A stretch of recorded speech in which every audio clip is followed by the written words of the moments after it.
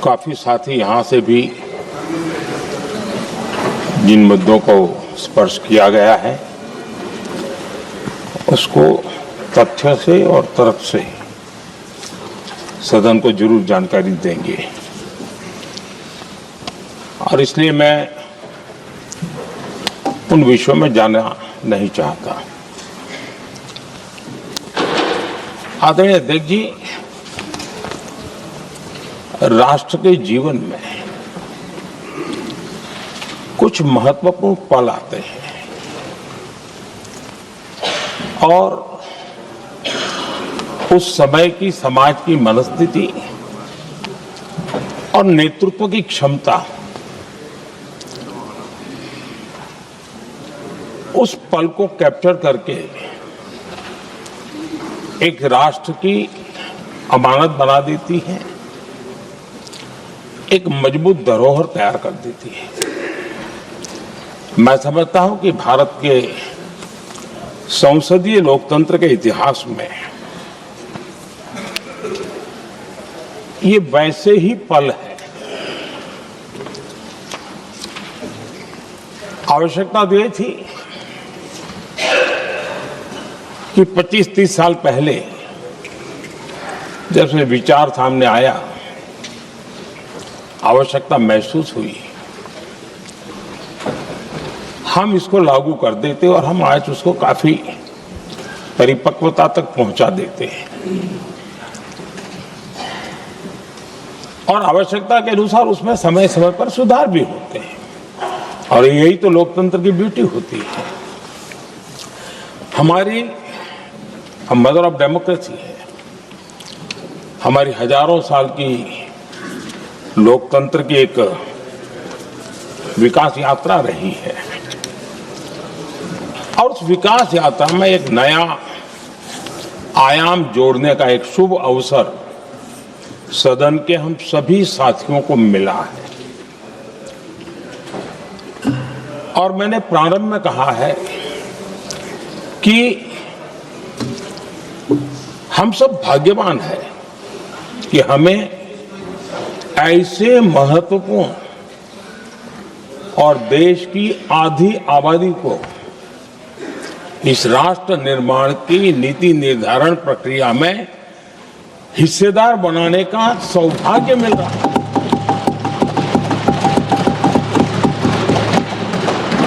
ये हम लोगों के लिए सौभाग्य है और मैं चाहता हूं कि मेरे सभी माननीय सांसद, मैं इधर उधर की आज बात करना नहीं चाहता हूं, हम सभी सांसद इस महत्वपूर्ण अवसर को जाने न दें। हम भारतीय सब मिल करके देश को नई दिशा देने जा रहे हैं। हमारी शासन व्यवस्था को संवेदनशीलता से भरने का एक सार्थक प्रयास करने के लिए जा रहे हैं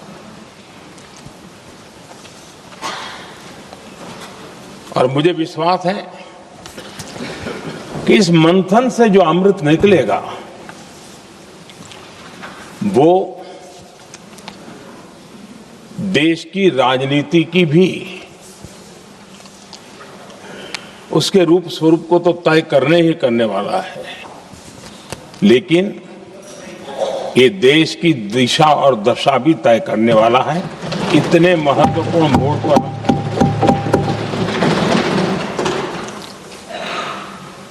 आदरणीय अध्यक्ष जी, 21वीं सदी में भारत एक नए आत्मविश्वास के साथ आगे बढ़ रहा है। विश्व में भी आज भारत की स्वीकृति हम सब महसूस कर रहे हैं और ये हम सबके लिए गौरव का पल है। एक समय हमारे पास आया है और इस समय को हमने एक विकसित भारत के संकल्प के साथ जोड़ा है और मैं पक्का मानता हूं कि विकसित भारत का मतलब केवल उत्तम प्रकार के रेल, रास्ते, इंफ्रास्ट्रक्चर या कुछ आर्थिक प्रगति के आंकड़े सिर्फ इतने से ही विकसित भारत की सीमित कल्पना वाले हम लोग नहीं हैं। हम चाहते हैं कि विकसित भारत जिसके नीति निर्धारण में साच अर्थ में सबका साथ सबका विकास का मंत्र समाहित हो, देश की 50% जनसंख्या नीति निर्धारण का हिस्सा बने, ये समय की मांग है। हम पहले ही देरी कर चुके हैं।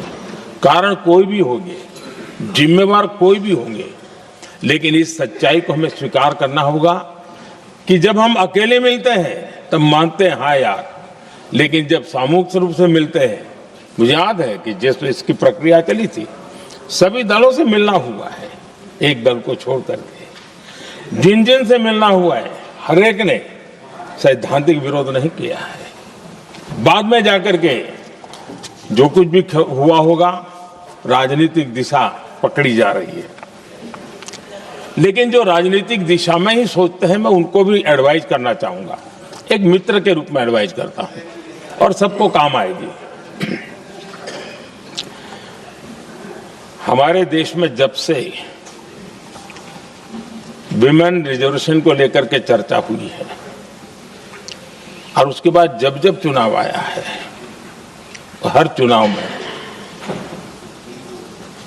महिलाओं को मिलने वाले इस अधिकार का जिसने विरोध किया है, जिसने विरोध किया है, देश की महिलाओं ने उन्हें माफ नहीं किया है।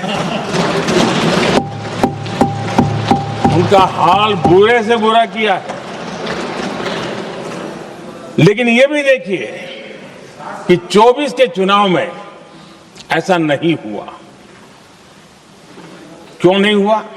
ये इसलिए नहीं हुआ कि 24 में सबने सहमति इसको पारित किया, तो ये विषय ही नहीं रहा। किसी के पक्ष में पॉलिटिकल फायदा नहीं हुआ, किसी का नुकसान भी नहीं हुआ। सहज रूप से जो मुद्दे थे, उन मुद्दों के आधार पर चुनाव लड़ा, क्योंकि 24 में सब साथ में थे। कुछ लोग यहां है, कुछ लोग नहीं है, लेकिन सब साथ में थे। आज भी मैं कहता हूं, अगर हम सब साथ में जाते हैं तो इतिहास गवाह है कि ये किसी एक के राजनीतिक पक्ष में नहीं जाएगा, ये देश के लोकतंत्र के पक्ष में जाएगा, देश के सामूहिक निर्णय शक्ति के पक्ष में जाएगा और हम सब उसके यश के हकदार होंगे। न ट्रेजरी बैंक उसका हकदार रहेगा, न मोदी उसका हकदार रहेगा, यहां बैठे हुए सब हकदार रहेंगे। और इसलिए जिन लोगों को इसमें राजनीति की बू आ रही है, मैं चाहूंगा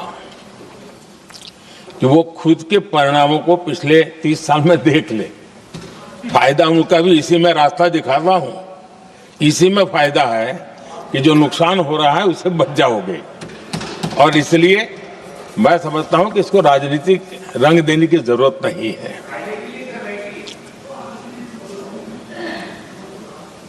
आदरणीय अध्यक्ष जी, मुझे याद है तब तो मैं शासकीय व्यवस्था की राजनीति में नहीं था, मैं एक संगठन के कार्यकर्ता के नाते काम करता था। उस समय एक चर्चा सुनने को मिलती थी गलियारों में कि देखिए कैसे लोग हैं,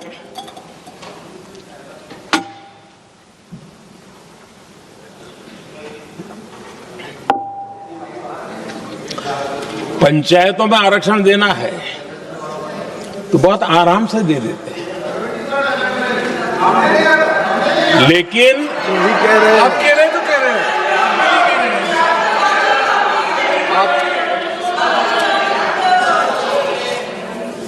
पंचायतों में आरक्षण देना है तो आराम से देते हैं, क्योंकि उसमें उनको खुद का पद जाने का डर नहीं लगता है।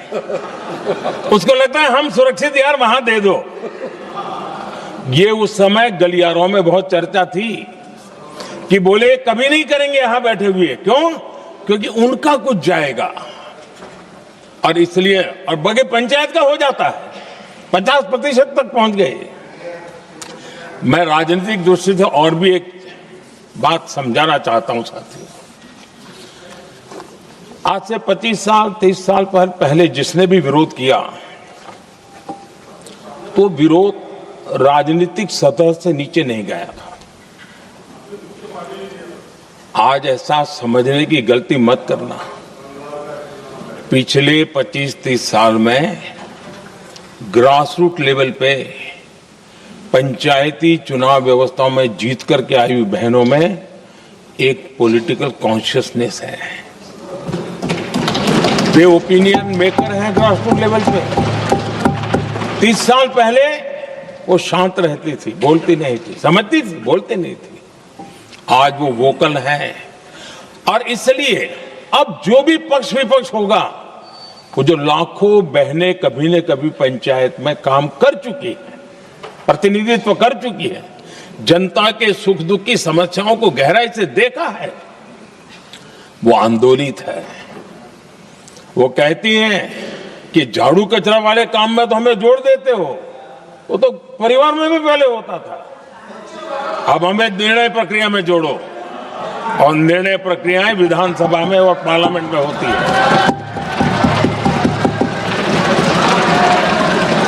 और इसलिए मैं राजनीतिक जीवन में जो लोग प्रगति चाहते, मैं किसी भी सांसद की बात करता हूं, किसी भी एमएलए की बात करता हूं, ये दल वो दल की बात मैं नहीं कर रहा हूं। जो भी राजनीतिक जीवन में सफलतापूर्वक आगे बढ़ना चाहते हैं, उनको ये मान के चलना पड़ेगा कि पिछले 25-30 साल में लाखों बहनें ग्रास रूट लेवल पर लीडर बन चुकी हैं। अब उनके अंदर सिर्फ यहां 33% का नहीं, वहां भी वो आपके फैसलों को प्रभावित करने वाली है। और इसलिए जो आज विरोध करेंगे उसको लंबे समय तक कीमत चुकानी पड़ेगी, लंबे समय तक कीमत चुकानी पड़ेगी। और इसलिए राजनीतिक समझदारी भी इसी में है कि हम ग्रास रूट लेवल पर महिलाओं की जो पॉलिटिकल लीडरशिप खड़ी हुई है, उसको आपने अब कंसीडर करना पड़ेगा। यहां मैंने सुना हमारे मुलायम सिंह जी थे, तब से एक विषय चला रहे हैं, उनके परिवार वाले भी चला रहे हैं। आप देश की बहनों पर भरोसा करो ना, उनकी समझदारी पर भरोसा करो। एक बार 33% बहनों को यहां आने दो, आकर के उनको निर्णय करने दो, किसको देना है, किसको नहीं देना है, इस वर्ग को देना, उस वर्ग को देना, करेंगे वो निर्णय। हम उनके सामर्थ्य पर आशंका क्यों करते भाई? एक बार आने तो दो, उनको आने तो दो। जब आएंगे तो 34 पे और दूसरा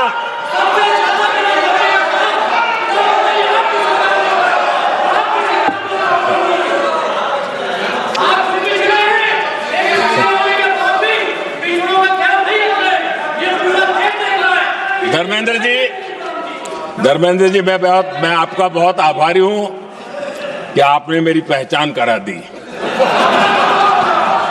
ये बात सही है, मैं अति पिछड़े समाज से आता हूं।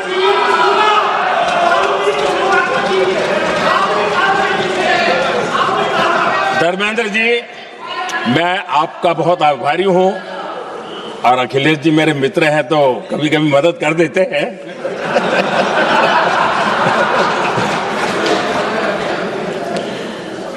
ये बात सही है कि मैं अति पिछड़े समाज से आता हूं, लेकिन मेरा दायित्व समाज के सबको साथ लेके चलने का है और यही मेरे संविधान ने मुझे यही रास्ता दिखाया है।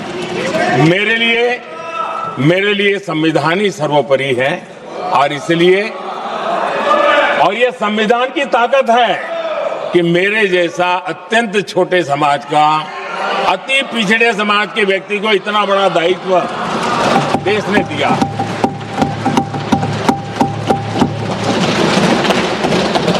और इसलिए मैं तो देशवासियों का ऋणी हूं और मैं तो संविधान निर्माताओं का ऋणी हूं कि जिसके कारण आज मैं यहां हूं।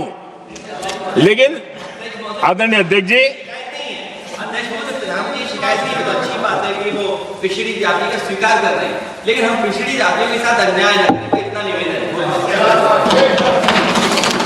आदरणीय अध्यक्ष जी,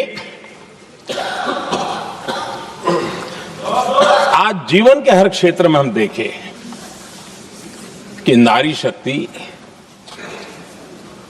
देश के गौरव को बढ़ाने वाले परचम लहराने में कहीं पीछे नहीं है जी। हम गर्व कर सकें इस प्रकार से जीवन के अलग अलग क्षेत्रों में आज हमारी माताएं बहनें बहुत बड़ा योगदान, हमारी बेटियां तो कमाल कर रही हैं जीवन के हर क्षेत्र में।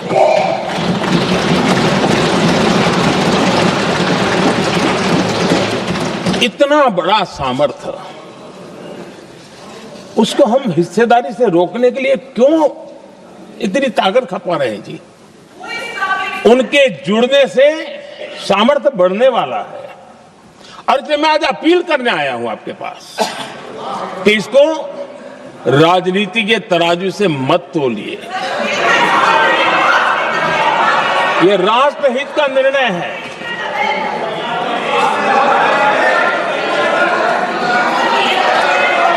आदरणीय अध्यक्ष जी, आज का हमारे सामने अवसर एक साथ बैठ करके एक दिशा में सोच करके विकसित भारत बनाने में हमारी नारी शक्ति की भागीदारी को एक खुले मन से निर्णय करने का अवसर है, स्वीकार करने का अवसर है। और मैंने जैसा पहले ही कहा कि आज पूरा देश और विशेष करके नारी शक्ति हमारे निर्णय तो देखेगी, लेकिन निर्णय से ज्यादा हमारी नीयत को देखेगी।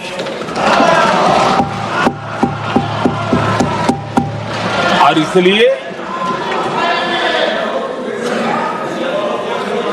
हमारी नीयत की खोट देश की नारी शक्ति कभी माफ नहीं करेगी।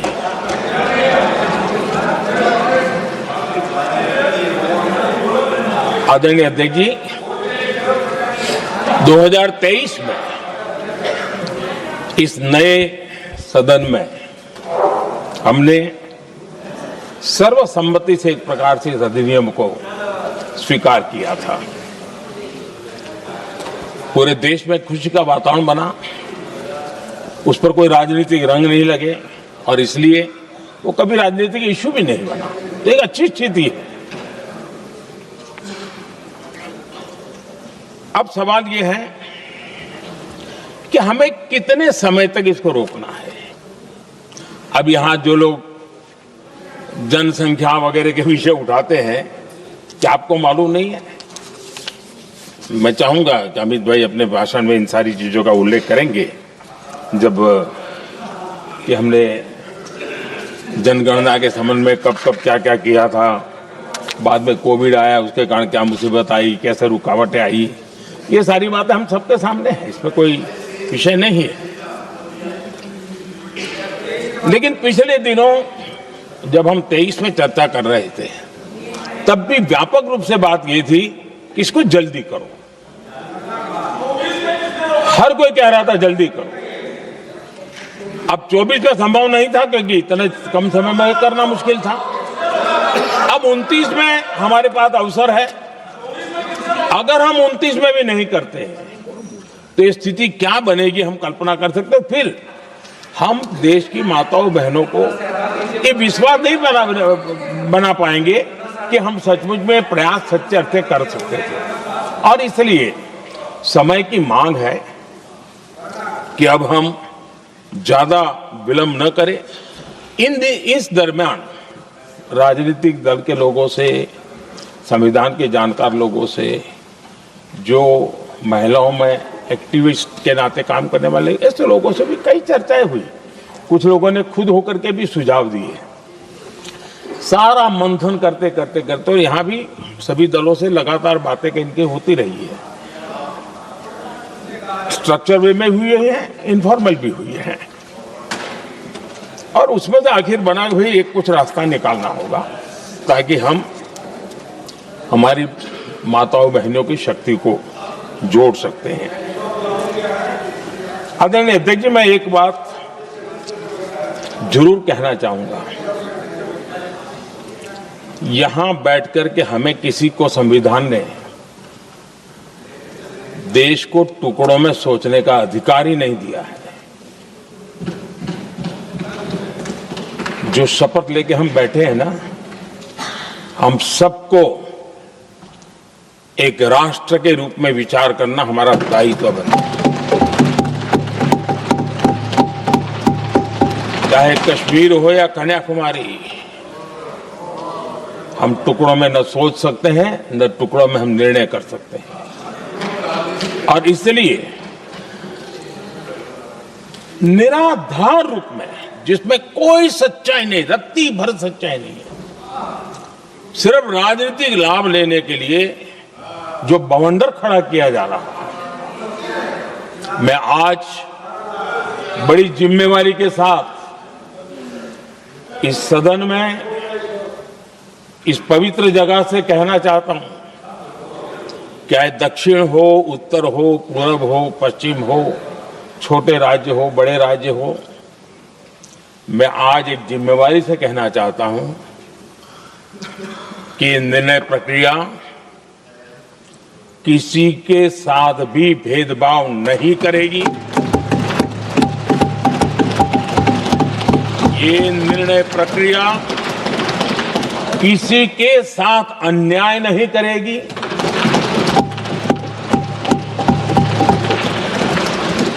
भूतकाल में जो सरकारें रही और जिनके कालखंड में जो परिसीमन हुआ और जो अनुपात उस समय से चला आ रहा है, उस अनुपात में भी कोई बदलाव नहीं होगा और वृद्धि भी उसी अनुपात में होगी।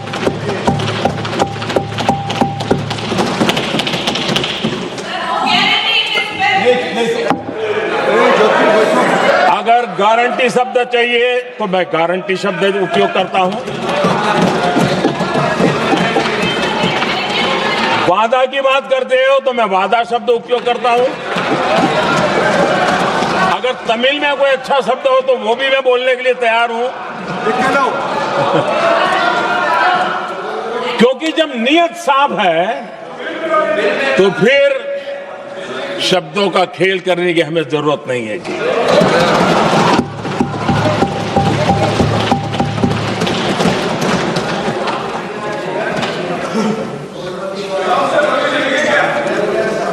आदरणीय अध्यक्ष जी, मैं आज सदन के सभी साथियों को ये भी कहना चाहता हूं कि साथियों, हम भ्रम में न रहे,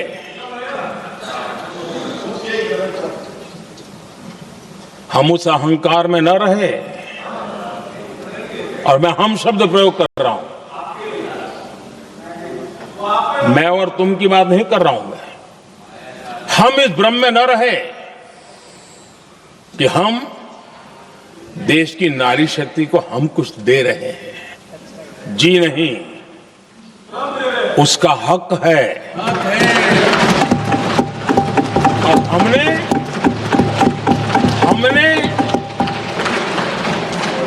कई दशकों से उसको रोका हुआ है। आज उसका प्रायश्चित करके हमें उस पाप में से मुक्ति पाने का यह अवसर है।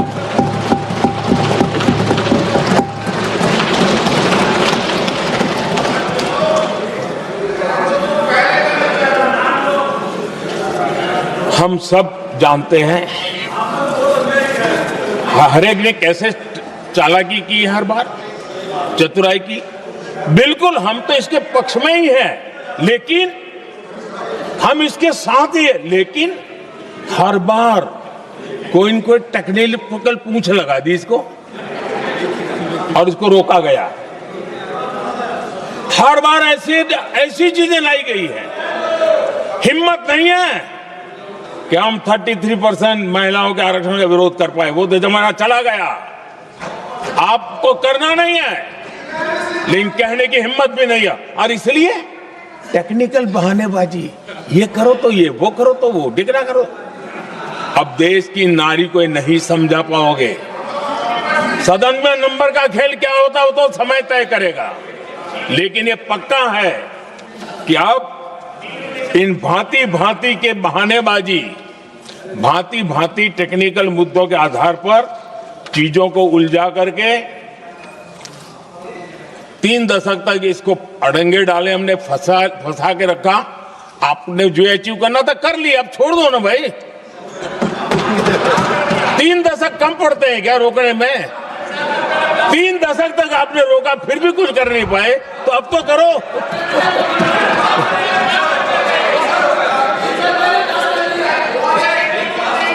आदरणीय अध्यक्ष जी,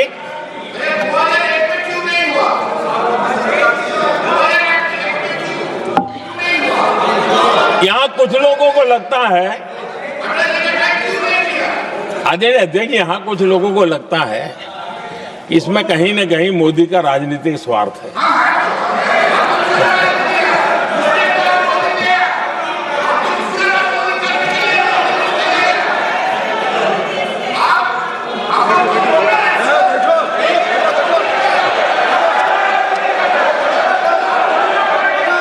अरे भाई, इनको बोलने दीजिए, वहां पर बेचारे के मुंह पे ताला लगा हुआ है, वो बगल में कोई बोलने नहीं देता उसको।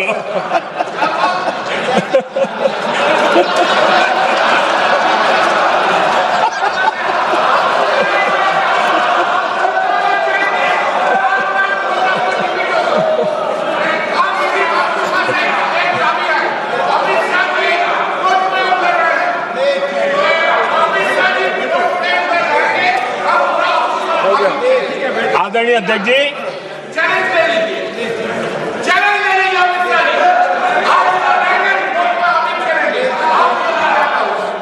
आदरणीय अध्यक्ष जी, देखिए, इसका अगर विरोध करेंगे तो स्वाभाविक है कि राजनीतिक लाभ मुझे होगा, लेकिन साथ चलेंगे तो किसी को भी नहीं होगा, ये लिख के रखो, किसी को नहीं रहेगा, क्योंकि फिर अलग पहलू हो जाता है, फिर किसी को फायदा नहीं होता। और इसलिए हमें क्रेडिट नहीं चाहिए। जैसे ये पारित हो जाए, मैं कल एडवर्टाइजमेंट दे करके सबका धन्यवाद करने के लिए तैयार हूं, सबकी फोटो छपवाने के लिए तैयार हूं। क्रेडिट आप ले लो, चलो। क्रेडिट की चिंता है क्या है जी, ले लो ना क्रेडिट। आपको जिसकी फोटो छपवानी है सरकारी खर्चे से हम करवा देंगे।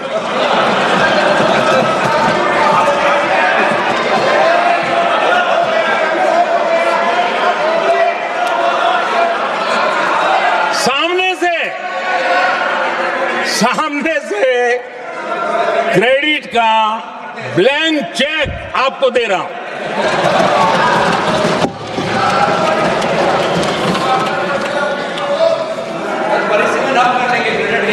आदरणीय अध्यक्ष जी, हमारी संसदीय लोकतंत्र में महिलाओं की भागीदारी ये सिर्फ आंकड़ों का खेल या एक लोकतांत्रिक व्यवस्था में सुधार इतना सीमित नहीं है। लोकतंत्र की जननी के रूप में, मदर ऑफ डेमोक्रेसी के रूप में ये निर्णय भारत का कमिटमेंट है, ये सांस्कृतिक कमिटमेंट है।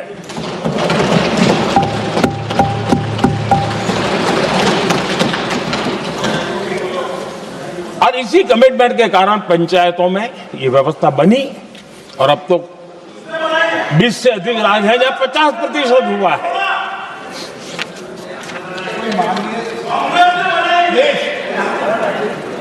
और हमने अनुभव किया है, मुझे लंबे अरसे तक लंबे अरसे तक मुख्यमंत्री के रूप में सेवा करने का जनता ने अवसर दिया और उसी कालखंड में ग्रासरूट लेवल पर विमेन लीडरशिप को मैंने देखा है। मेरा अनुभव है कि संवेदनशीलता के साथ समस्याओं के समाधान में उनका कमिटमेंट बहुत ही परिणामकारी रहते थे, विकास की यात्रा को गति देने में रहते थे। और उस अनुभव के आधार पर मैं कहता हूं कि इस सदन में उनकी आवाज नई शक्ति बनेगी, नई सोच जुड़ेगी, देश की दिशा में एक संवेदनशीलता जुड़ेगी। तथ्य और तर्क के आधारों पर अनुभव जब जुड़ता है तब मैं समझता हूं उसका सामर्थ्य अनेक गुना बढ़ जाता है और सदन कितना समृद्ध हो।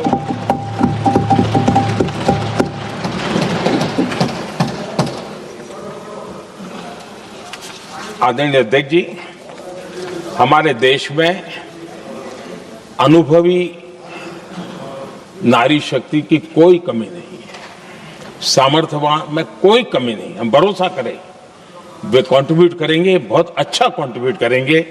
और आज भी जितनी हमारी बहनें यहाँ हैं, जब भी उनको अवसर मिला है उन्होंने बहुत अच्छे ढंग से अपनी बात बताई है, सदन को समृद्ध किया है।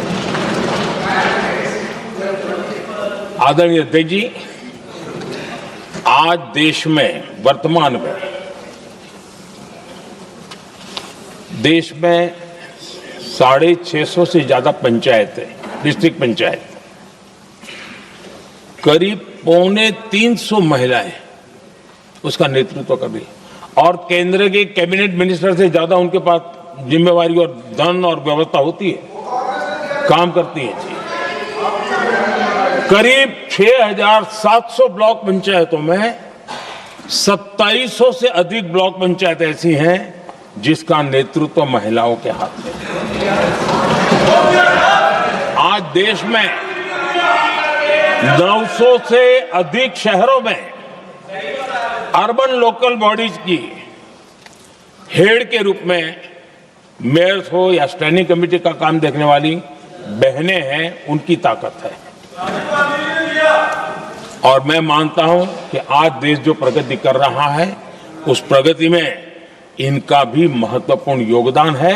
उस ऋण को हमें स्वीकार करने का ये अवसर है। और जब ये अनुभव सदन के साथ जुड़ेगा तब वो अनेक गुना ताकत बढ़ा देगा।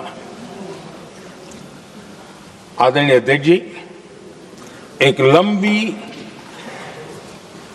प्रतीक्षा एंड एक प्रकार से हम सबके लिए सवालिया निशान पैदा हो, ऐसी परिस्थिति हम ही लोगों ने पैदा की है। ये अवसर है कि हम पुरानी जो कुछ भी मर्यादाएं रही होगी, मुश्किलें रही होगी, उसे बाहर निकले, हिम्मत के साथ हम आगे बढ़े और नारी शक्ति का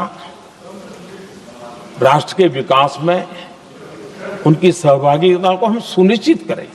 और मैं पक्का मानता हूं कि अगर आज हम मिलकर के निर्णय करते हैं, और मैं तो आग्रह करूंगा कि हमें सर्वसम्मति से इसको आगे बढ़ाना चाहिए।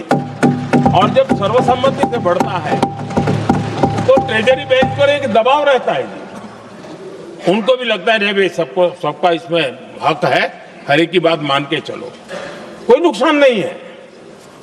सामूहिक शक्ति से तो अनेक परिणाम हमें अच्छे मिलते हैं।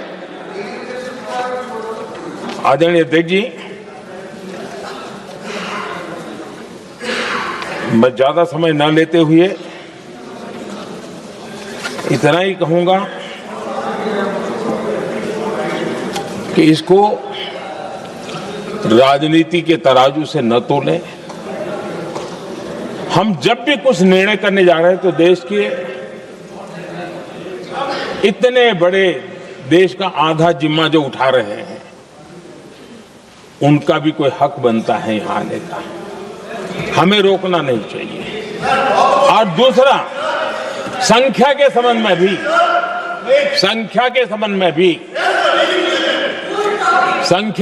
में भी एक मत पहले से बनता आया था, चर्चा थी कि साहब ये जो है इनका कम मत करो, अधिक कर दो तो जल्दी हो जाएगा।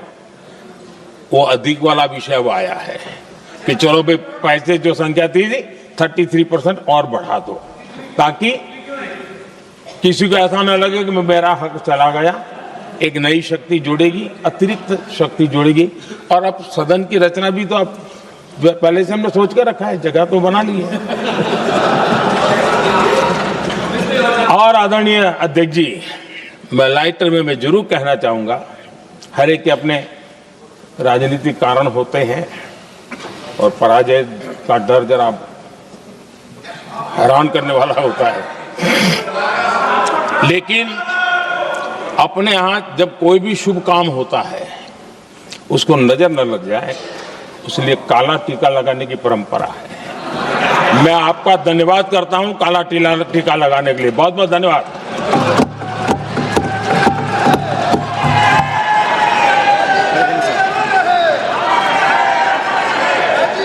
श्री अरविंद सावंत। बाप रे, क्या बात है। आज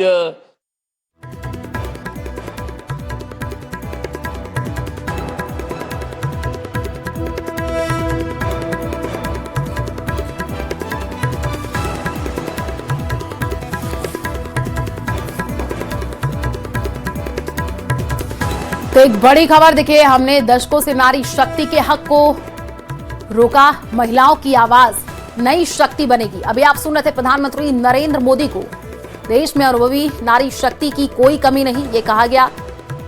पीएम की तरफ से महिला शक्ति ने सदन को समृद्ध किया है। महिला आरक्षण देश की नारी शक्ति का हक है। तो एक बड़ी खबर अभी प्रधानमंत्री नरेंद्र मोदी को आप सुन रहे थे, देश के लिए महत्वपूर्ण पल है, उनकी तरफ से ये कहा गया है। तो मेरे लिए संविधान की सबसे ऊपर है, ये कहा है प्रधानमंत्री नरेंद्र मोदी ने। हम देश को नई दिशा देने जा रहे हैं, पीएम ने ये कहा है। तो एक बड़ी खबर, इस वक्त हमारी बेटियां हर क्षेत्र में अच्छा कर रही हैं, हर क्षेत्र में कमाल कर रही हैं, ये कहा गया है पीएम की तरफ से। तो अभी आप सुन रहे थे प्रधानमंत्री नरेंद्र मोदी को, जिन्होंने तमाम बड़ी बातें कही हैं। संसद में जब वो बोल रहे थे तो महिलाओं की आवाज नई शक्ति बनेगी, उनके तरफ से यह कहा गया। महिला आरक्षण देश की नारी शक्ति का हक है, ये प्रधानमंत्री नरेंद्र मोदी ने कहा है। महिला आरक्षण को लेकर के जो उन्होंने बात कही, तो तमाम बड़ी बातें आज कही गई हैं प्रधानमंत्री नरेंद्र मोदी की तरफ से। महिलाओं की आवाज नई शक्ति बनेगी, हमने दशकों से नारी शक्ति के हक को रोका, ये उन्होंने कहा। तो एक बड़ी खबर इस वक्त आपको बता रहे हैं, संसद में प्रधानमंत्री नरेंद्र मोदी बोल रहे थे। सुबह से ही आप देखिए चर्चा हो रही थी, और लोकसभा में प्रधानमंत्री नरेंद्र मोदी का संबोधन, संविधान संशोधन बिल पर प्रधानमंत्री नरेंद्र मोदी का संबोधन देश के लिए महत्वपूर्ण पल है, प्रधानमंत्री की तरफ से यह कहा गया।